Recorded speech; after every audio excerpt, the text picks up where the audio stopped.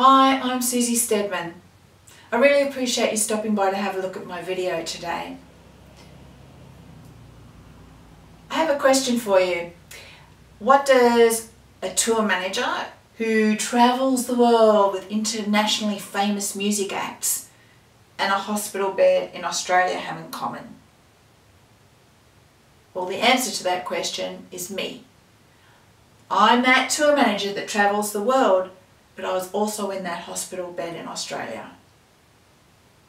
I want to share a bit of my personal story with you about what I overcame and how I have my best life possible. I have another question for you. Have you ever felt like fear or self-doubt or other people's influences were running your life? That's me again.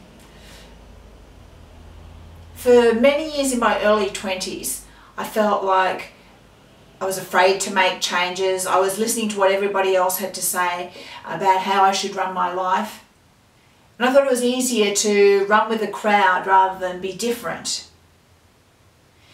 But sometimes if you don't make a change, life makes a change for you. And that's what happened to me. At 25, I was in that hospital bed. I just had 2 major operations to remove 2 very large masses from my throat. I had metal staples across the base of my throat. I had intravenous drips. And all I could smell was that smell of hospital antiseptic. My beautiful parents were there with me, and we were waiting for the surgeon. When the surgeon walked in, all matter of fact and very coolly, he said, "Those 2 masses that we took out of your throat are malignant. You have cancer."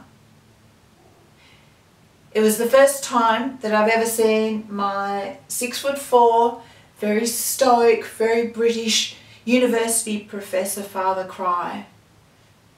My mum, 5'3", she just had tears streaming down her face. Me, I felt like a crash test dummy. I just felt as though I'd been thrown at 100 miles an hour against a brick wall. No brakes, no warning, just sheer impact. I felt really guilty about what I was causing, the pain I was causing for my family. I was angry, I was upset, I felt robbed. Worst of all, the biggest insult with the cancer was that it had taken away control of my life. It was all going to be around hospitals, doctors and radiation treatment for me. And little did I know it then, but that was going to be the next 10 years of my life. Well, I was still in that hospital bed. I was really blessed. I had some great people come to visit me, my friends, my family. They bought motivational books and CDs and clippings from the newspaper of how people had survived cancer. I was really blessed to have them all come and visit, but it was excruciatingly tiring. But one night, a friend of mine came in about 6:30. She took one look at me.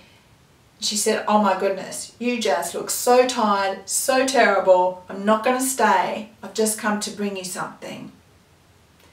And out of a really large handbag that she brought with her, she pulled out this, a child's drink bottle. I opened it and immediately I could smell what was inside. I could hear ice cubes clinking. And let me just tell you, it wasn't lemonade. It was my favourite alcoholic beverage. Now in those days, it was almost a federal offence to have alcohol in the hospital. Patients certainly weren't allowed to have it. So my friend, here she was, she'd made a special trip to visit me, and she'd risked life and limb to bring me this. So this was my drink bottle moment. This is where I realised that I could make a choice. I could take control. I could take a chance. I could be the person running my life and do something that makes me happy. I was unleashing my inner rebel. I could only take one tiny, tiny little sip of this drink. But that was enough. That was for me to unleash that inner rebel.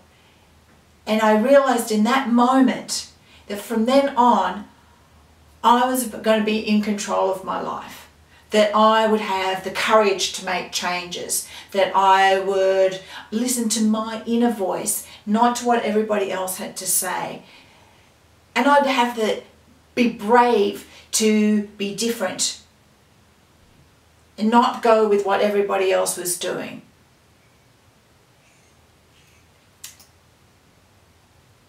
So that was how I decided I would live my life from now on. And that especially had to do with my job or my career. That I would be prepared to do something that I really wanted to do, no matter what anybody else said or did. Because if you're going to spend all those days, years, weeks at a job, then you may as well make those hours count. Be valuable. Be exciting.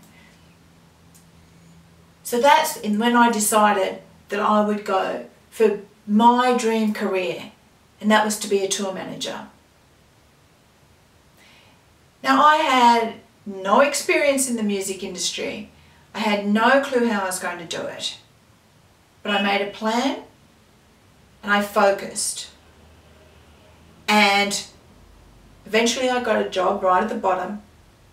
But gradually I worked my way up over many years. And now, 8 years later, I got to have my first international tour.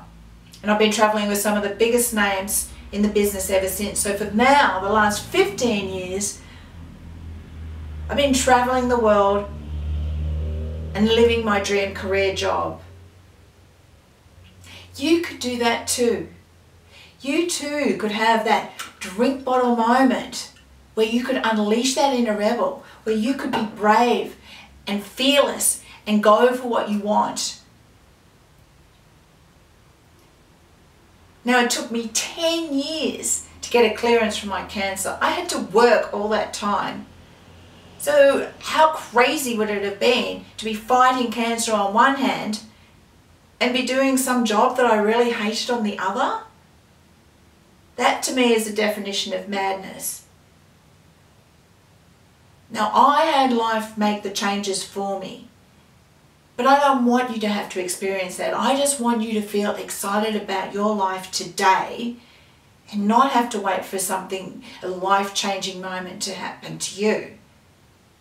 Just think about it. Just think how exciting and fulfilling your life would be if you were in your dream job or dream career.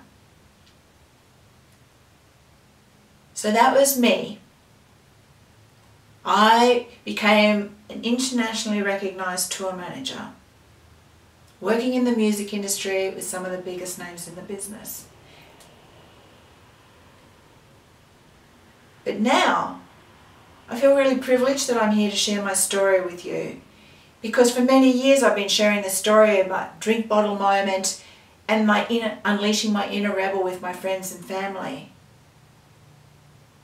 But now I want to be able to share it with you and inspire you.